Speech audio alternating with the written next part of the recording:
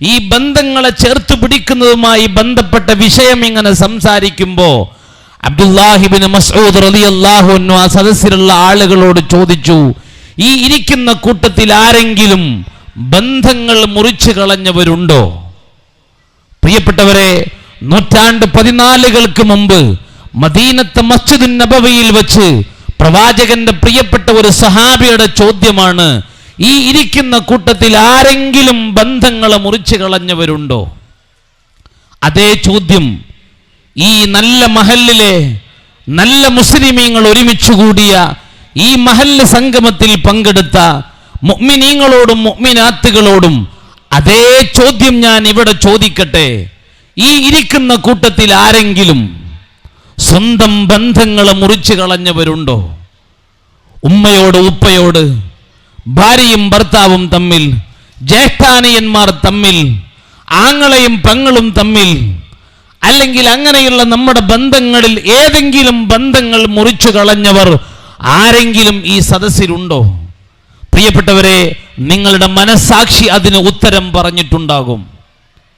ഈ ഇരിക്കുന്ന സഹോദരങ്ങൾ, ഈ ഇരിക്കുന്ന സഹോദരിമാരിൽ അത്തരം അനുഭവസ്ഥരായ ആളുകൾ നിങ്ങളുടെ മനസ്സ് അതിന് മറുപടി പറഞ്ഞിട്ടുണ്ടാകും. അതെ ഉസ്താദെ, ഞാൻ എൻ്റെ കുടുംബത്തിലെ ഇന്ന ആളുകളോടൊന്നും വലിയ ബന്ധമില്ല, ഞങ്ങളെ ഇന്ന കുടുംബങ്ങളോടൊന്നും അകൽച്ചയാണ്, അടുപ്പമില്ല, ഞങ്ങൾ അങ്ങോട്ട് പോവാറില്ല, അവരിങ്ങോട്ട് വരാറില്ല, ഞങ്ങൾ ചെറിയ ചെറിയ കാരണങ്ങളുടെയൊക്കെ പേരിൽ വർഷങ്ങളായി ഇങ്ങനെ തെറ്റിപ്പിരിഞ്ഞു നിൽക്കുന്നവരാണ് എന്ന് ഒരു പക്ഷേ ഈ ഇരിക്കുന്ന കൂട്ടത്തിൽ മറുപടി പറഞ്ഞ ആളുകൾ ഉണ്ടാവാം. എന്നാൽ അല്ലാഹുവിന്റെ ഹബീബിന്റെ മസ്ജിദിൽ വെച്ച് അബ്ദുല്ലാഹിബ്നു മസ്ഊദ് തങ്ങൾ ഇങ്ങനെ ഒരു ചോദ്യം ചോദിച്ചപ്പോൾ ഒരേ ഒരു സഹാബി എഴുന്നേറ്റ് നിന്നു എന്നാണ്. ഞാനുണ്ട്, ഞാൻ ബന്ധങ്ങളെ മുറിച്ചു കളഞ്ഞ ആളാണ്, ഞാൻ ബന്ധങ്ങളെ മുറിച്ചു കളഞ്ഞ ആളാണ്, ഞാൻ എൻ്റെ കുടുംബത്തിലെ ഇന്ന ആളുകളോടൊന്നും മിണ്ടാട്ടമില്ല.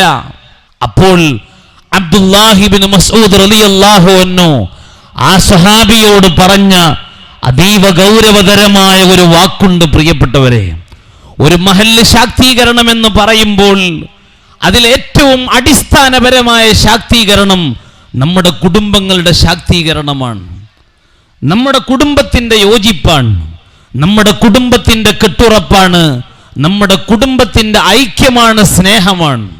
അത് നഷ്ടപ്പെട്ടാൽ പ്രിയപ്പെട്ടവരെ നമ്മുടെ മഹല്ല് ശാക്തീകരണം സാധ്യമാവില്ല. അതുകൊണ്ട് ഇങ്ങനെ ഒരു ശാക്തീകരണത്തിൻ്റെ പദ്ധതിയുമായി മുന്നോട്ട് പോകുന്ന ഈ മഹല്ലിലെ നല്ലവരായ സഹോദരങ്ങളോട് സഹോദരിമാരോട് പറയട്ടെ, ആ സ്വഹാബിയോട് അബ്ദുല്ലാഹിബ്നു മസ്ഊദ് തങ്ങൾ പറഞ്ഞു, ഫഖ്റുജ് അന്ന, നിങ്ങൾ ദയവ് ചെയ്ത് ഈ സദസ്സിൽ നിന്ന് പുറത്തു പോവണം. ബന്ധങ്ങളെ മുറിച്ചു കളഞ്ഞ ഒരാളെ അല്ലാഹുവിന്റെ റസൂലിന്റെ മസ്ജിദിൽ നിന്ന് പുറത്താക്കുകയാണ്. ഗെറ്റ് ഔട്ട്, നീ പുറത്തു പോവണമെന്നാണ് പറയുന്നത്. ഉമ്മയോട് മിണ്ടാട്ടമില്ലാത്തവർ സദസ്സിൽ നിന്ന് പുറത്തു പോവണം. എത്ര ഗൗരവതരമായ പ്രയോഗമാണത്. അപ്പോൾ ആ സ്വഹാബി ചോദിച്ചു, ഞാൻ എന്തിനാണ് ഈ സദസ്സിൽ നിന്ന് പുറത്തു പോകുന്നത്? അതിന് മാത്രം വലിയ തെറ്റാണോ കുറ്റമാണോ ഞാൻ ചെയ്തത് എന്ന് ചോദിക്കുമ്പോൾ അബ്ദുല്ലാഹിബ്നു മസ്ഊദ് തങ്ങൾ അയാളോട് പറയാണ്, ഫഇന്നാ നുരീദു അൻ നദ്ഉ വല്ലാഹ്, ഞാൻ എൻ്റെ ക്ലാസ് അവസാനിപ്പിച്ച് ഇനി ദുആ ചെയ്യാൻ പോവാണ്. നിങ്ങളുടെ ഈ 3 ദിവസത്തെ ഈ മഹല്ല് സംഗമത്തിന്റെ സമാപനം എന്ന് പറയുന്നത് ഇന്ന് രാത്രിയിലെ പ്രാർത്ഥനാ സദസ്സോടുകൂടെയാണ്. പ്രിയപ്പെട്ടവരെ, നമ്മുടെ ഏത് സംഗമങ്ങളും നമ്മൾ അവസാനിപ്പിക്കുന്നത് ഒരു കൂട്ടുപ്രാർത്ഥനാ സദസ്സോടുകൂടെ ആയിരിക്കും. കാരണം നമ്മുടെ എല്ലാ വിഷമങ്ങളും പ്രയാസങ്ങളും ആത്മാർത്ഥമായി പടച്ച റബ്ബിനോട് മുമ്പിൽ സമർപ്പിച്ചുകൊണ്ട് പ്രാർത്ഥനാ നിർഭരമായി ഒരു സദസ്സ് പിരിയുമ്പോൾ ഒരു ആത്മീയമായ ഊർജം നമുക്ക് നേടിയെടുക്കാൻ കഴിയും. അപ്പോൾ അബ്ദുല്ലാഹിബ്നു മസ്ഊദ് തങ്ങൾ ഇനി പ്രാർത്ഥിക്കാൻ പോവുകയാണ്. അതുകൊണ്ട് പ്രാർത്ഥിക്കുന്ന സദസ്സിൽ, കൂട്ടമായി പ്രാർത്ഥിക്കുന്ന സദസ്സിൽ സ്വന്തം ബന്ധങ്ങളെ, കുടുംബ ബന്ധങ്ങളെ മുറിച്ചു കളഞ്ഞ ഒരാൾ ആ സദസ്സിലുണ്ടായാൽ അതു കാരണം പടച്ച റബ്ബ് ആ പ്രാർത്ഥന സ്വീകരിക്കുകയില്ല എന്നാണ്. സത്യത്തിൽ നമ്മൾ ഇതിന്റെ ഗൗരവം ആലോചിച്ചു നോക്കൂ. പ്രിയപ്പെട്ടവരെ, നമ്മൾ ഇതിന്റെ ഗൗരവം ആലോചിച്ചു നോക്കൂ. നമ്മുടെ ബന്ധങ്ങളെ നമ്മൾ മുറിച്ചു കളഞ്ഞാൽ, നിസ്സാരമായ കാരണങ്ങളുടെ പേരിൽ ബന്ധങ്ങളെ മുറിച്ചു കളഞ്ഞാൽ നമ്മുടെ പ്രാർത്ഥന പോലും അല്ലാഹു സ്വീകരിക്കുകയില്ല എന്നാണ്. അതുകൊണ്ട് ഞാൻ എൻ്റെ സഹോദരങ്ങളോട് സഹോദരിമാരോട് പറയട്ടെ, നമ്മുടെ കുടുംബത്തിന്റെ ഭദ്രത നമ്മൾ കാത്തു സൂക്ഷിക്കണം. നമ്മൾ ജീവിതകാലത്താണ് പ്രിയപ്പെട്ടവരെ നമ്മുടെ കൂടെയുള്ള ആളുകളെ നമ്മൾ സ്നേഹിക്കേണ്ടത്, അല്ലാതെ ഒരിക്കലും അവർ മരിച്ചുപോയതിനു ശേഷമല്ല. എൻ്റെ വാക്കുകൾ നിങ്ങൾ ശ്രദ്ധിക്കണം. കൂടെ ജീവിക്കുമ്പോഴാണ് നമ്മൾ ആളുകളെ സ്നേഹിക്കേണ്ടത്. ചില ആളുകളൊക്കെ ഒരാൾ ജീവിക്കുന്ന കാലത്തോളം അവരുമായി തെറ്റിപ്പിരിഞ്ഞ് അഹങ്കാരത്തോടുകൂടി അവരുമായി സംസാരിക്കാനോ അല്ലെങ്കിൽ അവരുമായി സ്നേഹബന്ധത്തിൽ ഏർപ്പെടാനോ ഒന്നും സാധിക്കാതെ അവസാനം ആ മനുഷ്യൻ മരിച്ച് ആ മയ്യത്ത് വെള്ളത്തുണിയിൽ പൊതിഞ്ഞ് ആ പള്ളിയുടെ മിഹ്റാബിന്റെ മുമ്പിൽ കൊണ്ടുപോയി വെച്ചതിനു ശേഷമാണ് ഒരു ചടങ്ങ് പോലെ, ഒരു കുംഭസാരം പോലെ ആ പള്ളിയിലെ ഇമാം പറയും, ഈ മയ്യത്തിന് നിങ്ങളെല്ലാം പുറത്തു കൊടുക്കണമെന്ന്. പ്രിയപ്പെട്ടവരെ, ആ ഒരൊറ്റ വാക്കുകൊണ്ട് സാധ്യമാകുമോ എല്ലാം? ജീവിതകാലത്ത് അഹങ്കാരത്തോടുകൂടി ആളുകൾ തമ്മിൽ മിണ്ടാതെ, ആളുകൾ തമ്മിൽ സംസാരിക്കാതെ, നന്നാവാനുള്ള എല്ലാ അവസരങ്ങളും ഉണ്ടായിട്ടും ആ അവസരങ്ങളൊന്നും ഉപയോഗപ്പെടുത്താതെ അവസാനം നമ്മൾ ഈ ഭൂമിയിൽ നിന്ന് വിട പറഞ്ഞു പോയി വെള്ളത്തുണിയിൽ പൊതിഞ്ഞ് മയ്യത്തായി കിടക്കുമ്പോൾ നമ്മൾ സ്നേഹിച്ചിട്ട് കാര്യമുണ്ടോ? പൊരുത്തപ്പെടിപ്പിച്ചിട്ട് കാര്യമുണ്ടോ? പ്രിയപ്പെട്ടവരെ, മരിച്ച് മയ്യത്തു കാണാൻ വരുമ്പോൾ പൊട്ടി കരഞ്ഞതുകൊണ്ട് എന്തൊരു കാര്യമാണ്. കമലാ സുരയ്യയുടെ ഒരു കഥയുണ്ട്. നെയ്പായസം എന്നാണ് ആ കഥയുടെ പേര്. പലരും വായിച്ചിട്ടുണ്ടാവും. ആ കഥ വിശദീകരിക്കുകയല്ല, അതിൽ ഹൃദയസ്പർക്കായ ഒരു ഭാഗമുണ്ട്. ഒരു ഉമ്മ, ഒരു വീടിൻ്റെ സാഹചര്യമാണ് ആ കഥയിൽ പറയുന്നത്. ഒരു വീട്, ആ വീട്ടിനകത്ത് ഉമ്മയും ഉപ്പയും മക്കളുമൊക്കെ സമാധാനത്തോടെ സന്തോഷത്തോടെ കഴിഞ്ഞുകൂടുകയാണ്. അങ്ങനെ ആ വീട്ടിൽ സാധാരണ നമ്മുടെയൊക്കെ വീട് പോലെ രാവിലെ ഭർത്താവ് ജോലിക്ക് പോകും, മക്കളെല്ലാം സ്കൂളിലേക്ക് പോകും. പിന്നെ ആ വീട്ടിൽ ആ ഉമ്മ ഒറ്റക്കാണ്, ആ വീട്ടിലെ പെണ്ണ് ഒറ്റക്കാണ്, ആ സഹോദരി ഒറ്റക്കാണ്. എൻ്റെയും നിങ്ങളുടെയും ഒക്കെ വീടുകളുടെ അവസ്ഥ അങ്ങനെയാണ്. പലപ്പോഴും നമ്മൾ ജോലിക്ക് പോയാൽ, മക്കൾ സ്കൂളിൽ പോയാൽ, പിന്നെ ആ വീട്ടിൽ ആ ഉമ്മ, ആ സ്ത്രീ, ആ ഭാര്യ ഒറ്റക്കാണ്. അങ്ങനെ ആ വീട്ടിൽ ഭാര്യ ഇങ്ങനെ ഓരോ ജോലികൾ ഇങ്ങനെ ചെയ്തുകൊണ്ടിരിക്കുകയാണ്. ഭക്ഷണം ഉണ്ടാക്കുന്നു, വസ്ത്രം അലക്കുന്നു, വീട് വൃത്തിയാക്കുന്നു. അങ്ങനെ പല പല ജോലികൾ ഇങ്ങനെ ചെയ്തുകൊണ്ടിരിക്കുന്നതിനിടയിൽ വീട്ടിൽ ആരുമില്ല, ആ സ്ത്രീ ഒറ്റക്കാണ്. ഈ ജോലികൾ ചെയ്തുകൊണ്ടിരിക്കെ ആ സ്ത്രീ തളർന്നു വീഴുകയാണ്.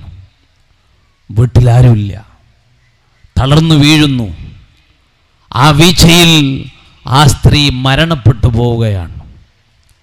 ഭർത്താവ് ഉച്ച സമയത്ത് ഭക്ഷണം കഴിക്കാൻ വീട്ടിൽ വന്നപ്പോൾ തളർന്ന് വീണ് കിടക്കുന്ന, വീടിൻ്റെ ഒരു മൂലയിൽ തളർന്ന് വീണ് കിടക്കുന്ന ഭാര്യയെ കാണുന്നു. ആ ഭാര്യയെ താങ്ങിപ്പിടിച്ച് വേഗം ഹോസ്പിറ്റലിൽ കൊണ്ടുപോകുന്നു. ഡോക്ടർമാർ പരിശോധിച്ചിട്ട് പറഞ്ഞു, മരണപ്പെട്ടിട്ട് മണിക്കൂറുകളായി എന്ന്. അള്ളാഹു നമ്മളെയൊക്കെ കാത്തുരക്ഷിക്കുമാറാവട്ടെ. അത്തരം ഒറ്റപ്പെട്ട മരണങ്ങളിൽ നിന്ന്, ആരുമില്ലാതെ ഒറ്റപ്പെട്ട് വീണ് മരിച്ചു പോകുന്ന അവസ്ഥയിൽ നിന്ന്, പെട്ടെന്നുള്ള മരണങ്ങളിൽ നിന്ന് അള്ളാഹു നമ്മെ എല്ലാവരെയും കാത്തുരക്ഷിക്കുമാറാവട്ടെ. അങ്ങനെ ആ സഹോദരി മരണപ്പെടുന്നു. ഭർത്താവും മക്കളും, മക്കൾ സ്കൂളിൽ നിന്ന് വന്ന് ഭർത്താവും മക്കളൊക്കെയായി മരണാനന്തര ചടങ്ങുകളെല്ലാം കഴിഞ്ഞ് ആ സ്ത്രീയെ, ആ ഭാര്യയെ, ഉമ്മയെ കബറടക്കി, മയ്യത്തു കബറടക്കി വീട്ടിലേക്ക് തിരിച്ചു വരികയാണ്. വീട്ടിലേക്ക് തിരിച്ചു വന്നപ്പോൾ ഭർത്താവിനും മക്കൾക്കും നല്ല വിശപ്പുണ്ട്. കാരണം രാവിലെ പോയതാണ്, ഒന്നും കഴിച്ചിട്ടില്ല. അങ്ങനെ അടുക്കളയിൽ വന്ന് നോക്കുകയാണ്, എന്തെങ്കിലും കഴിക്കാനുണ്ടോ? ഉമ്മയില്ലാത്ത, ഭാര്യയില്ലാത്ത ആ വീട്. അങ്ങനെ അടുക്കളയിൽ കയറി നോക്കിയപ്പോൾ, ഒരു പാത്രം തുറന്നു നോക്കിയപ്പോൾ അതിൽ നിറയെ ചോറുണ്ടാക്കി വെച്ചിട്ടുണ്ട്. വേറെ ഒരു പാത്രം തുറന്നു നോക്കിയപ്പോൾ അതിൽ കറിയുണ്ട്. വേറെ ഒരു പാത്രം തുറന്നു നോക്കിയപ്പോൾ അതിൽ ഉപ്പേരിയുണ്ട്. വേറെ ഒരു പാത്രം തുറന്നു നോക്കിയപ്പോൾ അതിൽ കുറച്ച് പായസവും ഉണ്ടാക്കി വച്ചിട്ടുണ്ട്. ഇതെല്ലാം ഉണ്ടാക്കി വച്ചിട്ടാണ്, ചോറും കറിയും ഉപ്പേരിയും കൂടാതെ പായസവും ഉണ്ടാക്കി വച്ചിട്ടാണ് ആ സ്ത്രീ ലോകത്തോട് വിട പറയുന്നത്. പ്രിയപ്പെട്ടവരെ, ആ ഭക്ഷണം ഇങ്ങനെ ഭർത്താവും മക്കളും, ഈ ഉപ്പയും മക്കളും അത് പുറത്തേക്ക് കളയാൻ കഴിയില്ലല്ലോ എന്ന് വിചാരിച്ച് അവരിങ്ങനെ ആ ഭക്ഷണം ഇരുന്ന് കഴിക്കണം. ഉമ്മയുണ്ടാക്കിയ ഭക്ഷണം, ഭാര്യയുണ്ടാക്കിയ ഭക്ഷണം, അതുണ്ടാക്കിയ ആള് ഖബറിലെത്തി.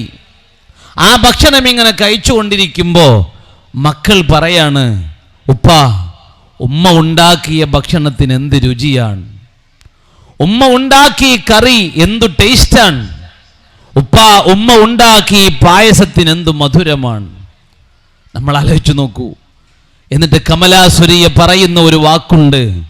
പ്രിയപ്പെട്ടവരെ, ഈ വാക്കുണ്ടല്ലോ, ഈ ഉമ്മയുടെ ഭക്ഷണത്തെക്കുറിച്ച്, ഉമ്മയുടെ കറിയെക്കുറിച്ച്, പായസത്തെക്കുറിച്ച് ഉമ്മയെ ഇങ്ങനെ പൊക്കി പറയുന്ന ഈ വാക്കുകൾ സത്യത്തിൽ മക്കൾ എപ്പോഴാണ് പറയേണ്ടിയിരുന്നത്? ആ ഉമ്മയുടെ ജീവിതകാലത്തായിരുന്നു.